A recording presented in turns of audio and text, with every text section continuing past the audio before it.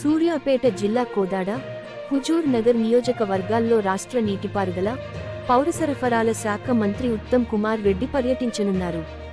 Kodad municipality పరిధిలో జరుగుతున్న పనులపై సమీక్షా సమావేశం నిర్వహించనున్నారు. కోదాడలో ముస్లిం కమ్యూనిటీ హాల్ స్థల పరిశీలించనున్నారు.